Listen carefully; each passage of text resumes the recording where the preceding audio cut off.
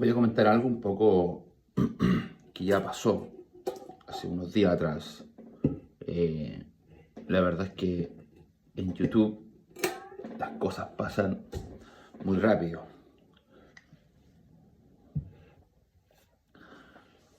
Quiero referirme un poco a lo que ha estado pasando con Edgar Pacheco.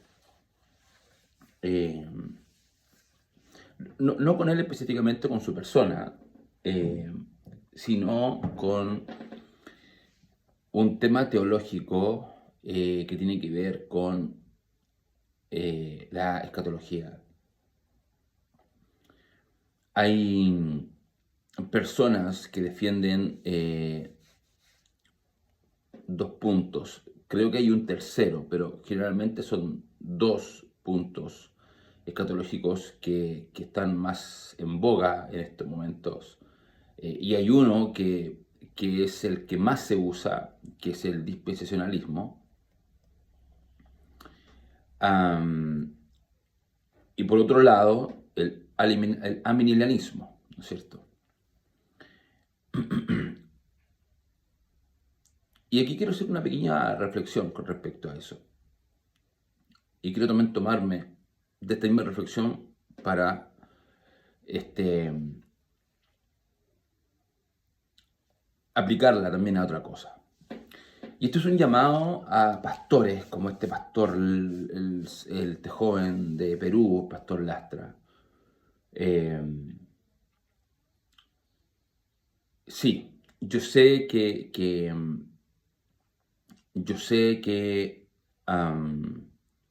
Edgar cometió unos errores. De hecho, él lo reconoció, dijo, yo no debía haber hablado así de mis hermanos. Y esas fueron las razones por las cuales él sale de la alianza. Y bueno, aquí quiero criticar un poco la, la actitud que tuvo un poco los pastores Lastra, tanto el papá como el hijo, eh, porque siento que después de que Edgar habló, pidió perdón por lo que hizo, se le sigue atacando y eso creo que es muy humillante. La persona ya al pedir perdón se humilla y que luego tú le sigas dando en el suelo, eso no se hace. Tú debes aceptar el perdón y punto, sin decir nada. Así se acepta el perdón. Punto. No es que, no, es que quiero decir esto, quiero decir, no, señor, no, así no es, así no funciona el perdón. Si yo pido perdón o usted pide perdón, perdón, al revés. Si yo pido perdón, la otra persona, o si alguien me pide perdón a mí, yo no debo seguirlo pisoteando. Decirle, no, es que tú debiste haber hecho esto, que tú debiste haber hecho esto. No, eso no se hace. ¿Me pide perdón? Perfecto. Listo. Porque si la persona pide perdón es porque está reconociendo que lo que hizo se equivocó. Entonces, ¿qué sentido tiene que yo le siga diciendo eso? De hecho, Dios así lo hace. Cuando nosotros vamos ante Él y le pedimos perdón, Él no nos refriega en la cara lo que nosotros hicimos. ¿Me explico? Entonces, aquí hago un llamado a tener misericordia. Así como Dios tiene misericordia todos los días por nosotros y todos los días sus misericordias son renovadas, así nosotros también debemos tener misericordia para con nuestros hermanos que se equivocan. Pero creo, esto es un llamado no solo al pastor Lastra, sino eh, a, a los pastores en general, especialmente en Hispanoamérica o Latinoamérica, que están muy obsesionados con el dispensacionalismo. A ver, cuando uno estudia teología, uno se da cuenta de que el dispensacionalismo y el amilenianismo son dos posturas teológicas que no son vinculantes a la salvación. Yo puedo creer en una o puedo creer en la otra. Ahora, dentro de esas dos ramas también hay ciertos matices. Por ejemplo, están los dispensacionalistas progresivos, creo que Néstor Díaz, creo que es disposicionalista progresivo. Pero aquí hay algo importante que hay que enseñar. Cuando yo como pastor o como líder debo enseñar escatología en la iglesia, yo no puedo casarme con una de las dos posturas. ¿A qué me refiero con casarme? Yo no puedo decir, yo creo que esta es la correcta. No, yo no puedo decir eso. Yo puedo decir, yo tengo que enseñar, primero que nada, yo tengo que enseñar las dos posturas. La amilenianista, que dicho sea de paso es la más antigua, y la dispensacionalista, que es reciente, y muy reciente. Pero yo como líder o como pastor, yo debo enseñar las dos posturas. ¿Por qué? Porque eso, si yo no lo enseño, podría causar que en la misma o en la propia iglesia donde yo me estoy congregando o lo que yo estoy liderando, la misma congregación que yo estoy liderando, más de una persona en YouTube se va a topar con una postura contraria. Y pueden pasar dos cosas. O esta persona se abraza más a la enseñanza que yo di, supongamos que la dispensacionalista, o en su contrario, van a creer que el pastor está equivocado y eso va a causar discordias y problemas en la iglesia, tanto así que la iglesia se puede dividir. Ojo, esto es real, esto ha pasado mucho. La iglesia se puede dividir por causa de una posición teológica. Muchachos, es una posición y es una teoría, porque nadie sabe cuál de las dos es más precisa que la otra. Yo tengo mi opinión, por si acaso, yo tengo mi postura, yo creo, aún así, no es que tenga una postura definida, yo me considero una persona abierta en la escatología. Pero sí yo encuentro que tiene más sentido una postura que la otra. Pero eso a mí no me hace mejor hermano o peor hermano. O me hace más teólogo o menos teólogo. O me hace decir que... O podría decir yo que estoy en lo correcto y los mis hermanos están en lo correcto. O decir que yo estoy diciendo una herejía o no. ¿Me entienden? La escatología... Sí, yo puedo caer quizá a lo mejor en pequeñas herejías con respecto a la escatología.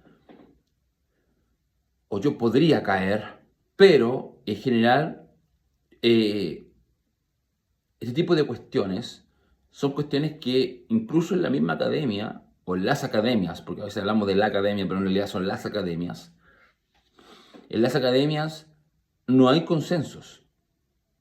Y como no hay consensos, yo no puedo casarme con un puro punto. ¿Me entienden? Entonces, yo como líder de la iglesia, yo debo enseñar los dos puntos. Yo debo enseñar de dispensacionalismo y de amilenianismo. Quizá a lo mejor puedo hablar un poco de las ramas del dispensacionalismo y hablar un poco de las ramas que tiene el amilenianismo. ¿Me explico? Y yo decirle a la iglesia o a mi congregación o a la congregación, porque la congregación es de Dios, la congregación decirles hermanos, ¿saben qué? A ver, yo voy a decir mi postura porque quizás de repente todos nosotros podemos tener eh, o adoptamos una postura cuando otro la adopta. Entonces yo le voy a ayudar para que si usted quiere, puede tener esta postura, pero usted puede tomarla o no puede tomarla. ¿Por qué razón? Porque en esto no hay consenso. A ver, yo hago una pregunta. Para ser salvo, ¿es necesario poner la fe en Cristo Jesús, sí o no? Sí. Y eso está prácticamente desde Génesis hasta Apocalipsis. O sea, esto es lineal. Cuando yo llego a Cristo, yo pongo mi fe en Él me justifica, sí o no? Por supuesto. ¿Él me santifica, sí o no? Por supuesto. ¿Él me hace nacer de nuevo, sí o no? Por supuesto. Entonces, esas son cosas que no son negociables. Porque toda la línea del Nuevo Testamento habla de eso. Incluso la del Antiguo también habla de eso.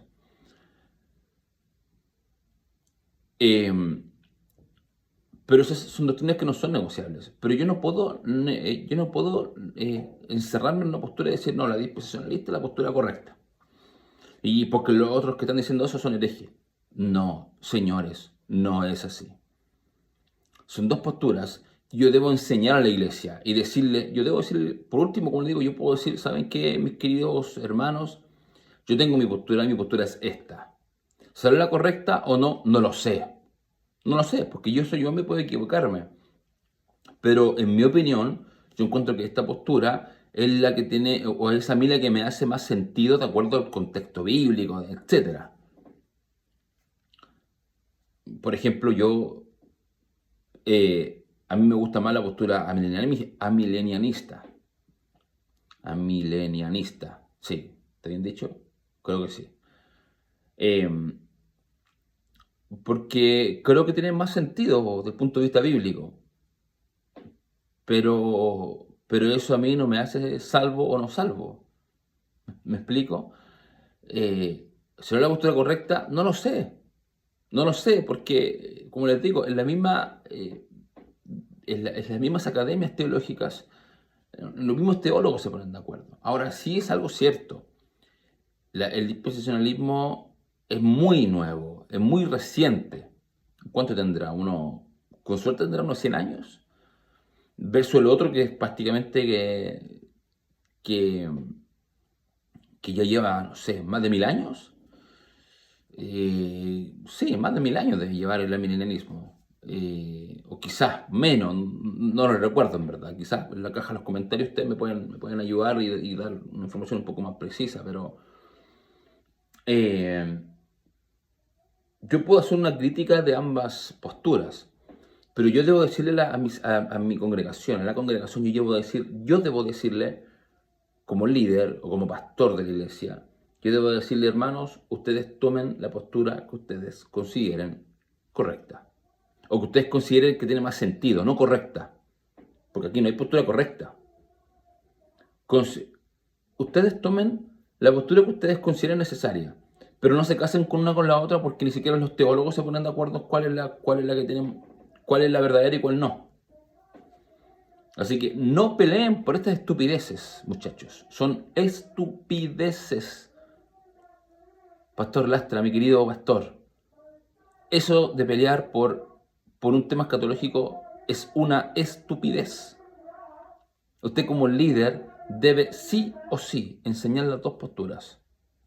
Debe enseñar las dos posturas porque su iglesia, amado un hermano, se va a topar con una postura, con la postura contraria y puede tener problemas con usted. Y puede generar problemas a usted mismo. Usted debe enseñar las dos posturas y no casarse con una y decir, no, esta es la verdadera, porque no lo es, pastor. Por algo hay otra postura distinta. ¿Mm? Ninguna postura es la correcta. Quizá a lo mejor a usted le hace más sentido el disposicionalismo, pero eso no significa que esa postura sea la correcta. ¿Mm?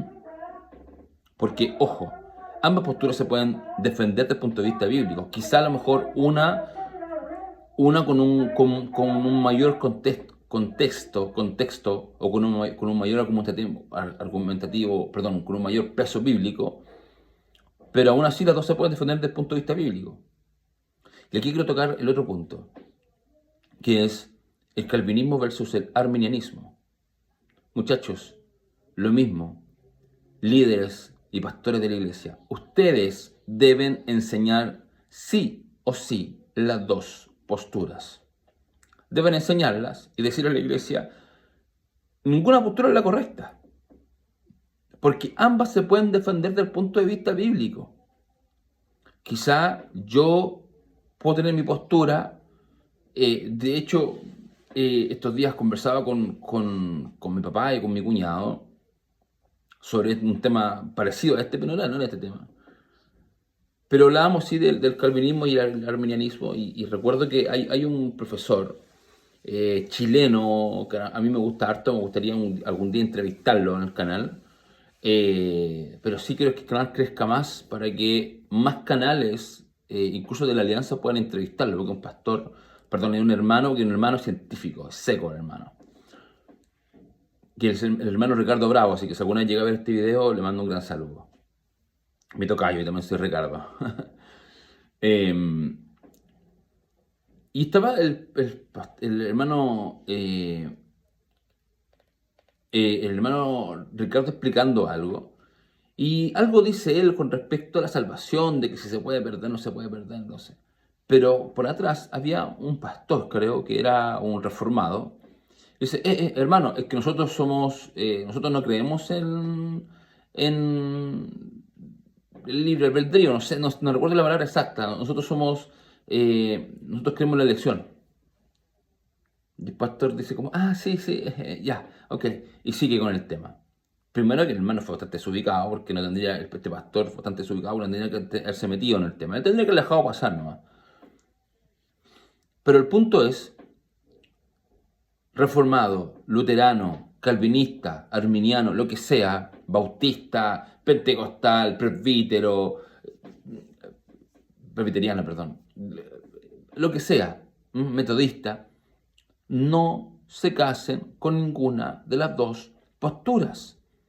Porque ambas posturas se pueden defender desde el punto de vista bíblico. Lo mismo que lo otro. Lo mismo que el tema anterior. Quizás algunas tengan más sustento bíblico y otras no. Pero ambas se pueden defender desde el punto de vista bíblico. Yo tengo mi postura. Y una vez lo dije en un video que se conectó muy poquita gente. Que creo que después lo vio. Porque el canal llevaba poquito tiempo. Y creo que, creo que también lo vio.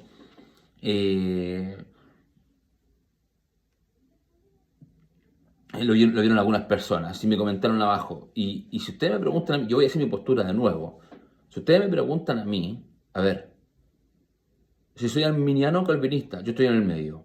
Que algunos dirán, no, es que tú no puedes estar en el medio porque los tibios los voy a dar Señor de su boca, porque eso dicen. No, eso no es así. No es así. Porque esto es un punto de vista, esto es una discusión teológica, no tiene que ver con la salvación. Si que yo sea calvinista o que yo sea arminiano no me hace vinculante, eso no hace o no se enlaza con mi vinculación en la salvación. Por favor, por favor. ¿Mm? Si somos elegidos o no somos elegidos, yo personalmente no encuentro que seamos elegidos. El Señor nos encuentra, sí, pero básicamente nuestra última decisión está en nosotros. Perdónenme, pero esa es mi postura. ¿Será la correcta o no? No lo sé. Pero yo encuentro que es la más apreciada. Pero sí, yo me encuentro en el medio, pero levemente inclinado un poco más hacia el calvinismo. ¿Por qué? Porque para que la persona pueda ser salva, debe nacer de nuevo. Y la pregunta es, ¿quién hace nacer de nuevo una persona? Dios. Por tanto, Dios elige a quién va a hacer nacer de nuevo y no. Ahora, ¿qué depende de eso? En mi opinión, esto es mi opinión, puedo estar equivocado en esta opinión, pero en mi opinión, yo creo que la persona, que Dios, perdón, hace nacer de nuevo a una persona cuando esta persona, de forma intelectual y de espíritu, reconoce que es un pecador y coloca su fe en Cristo Jesús. O sea, cuando se arrepiente y se convierte. Recuerda lo que Jesús predicaba. Arrepentíos y convertíos. O sea, ¿es trabajo de Dios que yo me convierta? No, es mío. Yo debo arrepentirme y yo debo convertirme. Sí, yo puedo decir, sí, Cristo me convierte, pero primero está en mí. Entonces, ese es como mi punto. Quizás a lo mejor con lo que acabo de decir puedo estar más al medio, pero en mi opinión, pero yo les digo, muchachos, tomen la postura que ustedes consideren que tiene más sentido, no que es la correcta, porque ninguna de las dos es la correcta. Ojo, ninguna de las dos es la correcta, porque ambas se pueden defender del punto de vista bíblico. Por tanto, no se casen con una postura. Dejen de hacerles caso a estas personas, para no decir otra cosa, que andan ahí diciendo, no, si tú tienes que creer en una postura o no te tenés que decidirte. No, muchachos, no es así. No es así. Como les digo, esto es una postura teológica. No es vinculante en la salvación. Que yo crea en el calvinismo, crea en el arminianismo, vuelvo a repetir por enésima vez, creo que lo he repetido como 4 o 5 veces, no es vinculante a la salvación. Punto. No lo es. No lo es. Pero sí es algo que es cierto. Hay algo muy cierto. Ambos, calvinistas y arminianos, están ordenados por Dios a que deben predicar su evangelio. Punto. Y el evangelio para arminianos y calvinistas es el mismo. No hay diferencia. El evangelio es uno solo. Por tanto, ese es mi llamado. Para ir finalizando. Ese es mi llamado. No se casen con ninguna postura que pueda hacer. Lo mismo, a ver, hay otras posturas más. ¿Se deben bautizar los niños o no se deben bautizar los niños? A ver, yo tengo mi opinión. Yo, Ricardo Tapia. Y yo creo que no. No es necesario bautizar a los niños. ¿Mm? Mire, voy a hacer un video explicando toda esta situación por qué yo no creo que los niños se deban bautizar. Pero me puedo basar en un puro versículo. Dejen que los niños vengan a mí porque de ellos es el reino de Dios. ¿Cómo puede ser el reino de Dios los niños si ni siquiera están bautizados y no han nacido de nuevo? ¿Acaso un bebé se va al infierno porque nunca nació de nuevo? Es un gran tema y tenemos que conversarlo. Pero yo creo que no se deben bautizar. Pero si alguien cree que sí, bueno, que lo bautice, que lo haga. La salvación, perdón, el bautismo no es vinculante a la salvación. No es vinculante a la salvación. Es que Marcos 16, versículo 16, creo que 17, que dice, el que creyere y fuese bautizado será salvo. Sí, pero ¿qué dice el versículo siguiente? Mas el que no creyere será condenado. El que no creyere será condenado. No el que no creyere y no se bautice no será condenado, sino el que no creyere será condenado. El bautismo no es vinculante a la salvación. El bautismo es necesario porque es un sacramento de Dios. Y la persona que nace de nuevo se debe bautizar. Eso no es negociable. Una persona que nace de nuevo se debe bautizar sí o sí. Pero si esa persona nace de nuevo y por ese motivo de la vida pierde su vida por una enfermedad, por un atropello, por un ataque cardíaco, por lo que sea, pierde su vida, esa persona es salva. Este ladrón en la cruz. Esa persona es salva y se va al cielo y punto. Le guste que le guste. Bueno, ya ustedes me entienden. Pero aún así, no se casen con esas cosas. Es que el bautismo por aspersión o por inversión, da lo mismo, muchachos, da lo mismo. Da lo mismo. Si usted puede hacer el bautismo por aspersión, bueno, hágalo porque a lo mejor no tiene los medios, a lo mejor no sé, hágalo por aspersión. Yo no lo haría, personalmente, yo, Ricardo Tapia. Yo no lo haría, yo haría el bautismo, me consigo una piscina, no sé, yo hago el bautismo por inversión. Pero eso soy yo. Si alguien lo quiere hacer de otra forma, bueno, que lo haga de otra forma. Si yo estoy en un desierto, un lugar que estoy explicando el evangelio, un lugar muy desértico, pero que hay unas comunidades y el agua es súper escasa, yo no voy a estar dándome el lujo de llenar una tina tremenda para el agua después perderla, pues agua voy a tener que botarla. No, un poquito de la cabeza nomás y chao, estoy bautizado y listo. ¿Mm? Ahora, bueno, si la gente está de acuerdo, no, pastor, hagamos nomás porque esto es para el Señor y a lo mejor el Señor nos puede multiplicar más el agua, qué sé yo, porque alguien va a salir diciendo eso, bueno, ya, hagámoslo, hagámoslo. Pero si no, yo tengo que priorizar el agua. El agua es vida para el ser humano, entre comillas. Sin agua nos morimos. Por lo tanto, no se casen con este tipo de posturas teológicas, porque al final saben que, muchachos, todas estas cuestiones terminan diluyendo la iglesia, las congregaciones, las terminan diluyendo por solamente estupideces. Tanto así. Aquí en Chile hay un coro muy famoso que a mí me gusta mucho, que canta himnos muy antiguos, que se llama el coro de la iglesia MENAP.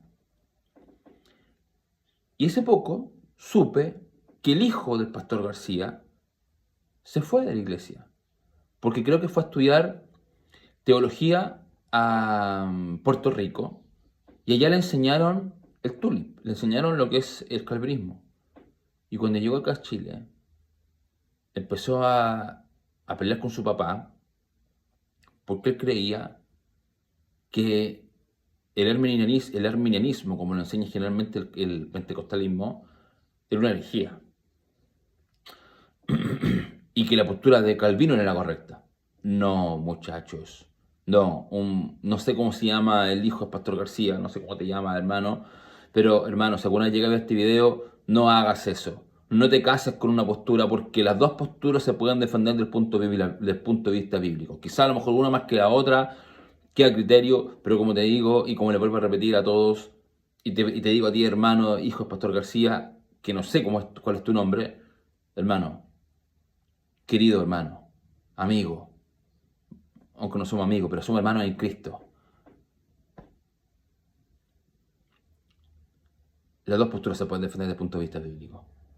Y no vale la pena dividir la congregación por un punto de vista teológico que ni siquiera los teólogos se ponen de acuerdo.